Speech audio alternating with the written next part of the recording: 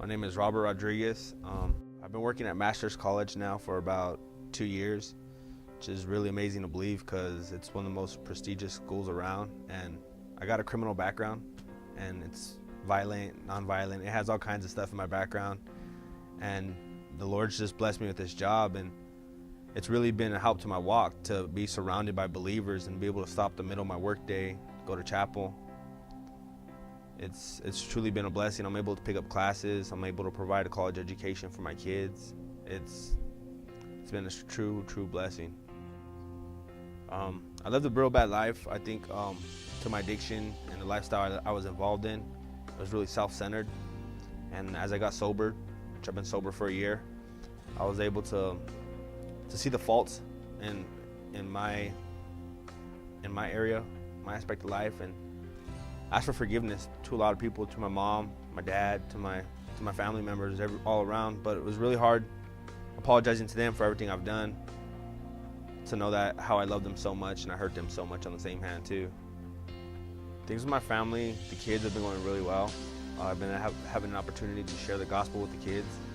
My daughter prays. She's taking classes right now. She's been learning to say Our Fathers. She knows who Jesus is.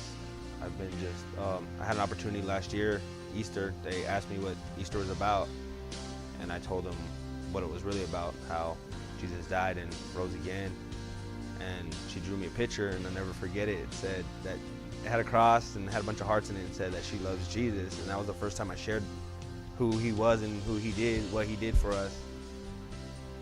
And my son's still kind of young to grasp the concept, but he prays with us nevertheless. And I just keep praying for him and sharing the gospel with him. And then with Iris, the mother of my kids, things have been slowly but surely getting better. She's able to see who God is and what God is all about through me, through my life. And before I used to just shove it down her throat and tell her, you need to do this, I really turned her off. And I think the best way for me to share the gospel with her is by showing that he lives in my life, by doing things that I never did before, like work with kids on Wednesdays and take time to spend with my family and honestly be there and support them in any way I can. The Bible says that nobody seeks God on their own will. I think God has to give me a hunger for him, and it's nothing I do in itself. It's totally God pulling me to him. And as long as I spend time, I think, sitting down and asking for prayer and asking for help, because I can't do any of this myself. I haven't made it this far at all on my own. It's totally been through the hand of God. The biggest thing where I found success was small groups in this church, getting plugged in.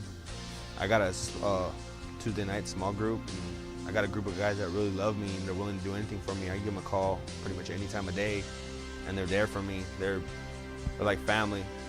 And this church as a whole, it's been so loving, and it's just always there. I never felt this much love from a church. Every time I went to a church, kind of get a cold shoulder. I think it's the way I look or my appearances, and it's just, this church is just super loving. They just loved on me, and for who I was, they didn't worry about, a lot of people want to get to know me, just kind of know, I guess, my lifestyle or whatever. They just want to love on me and just be able to help me out and grow as a person.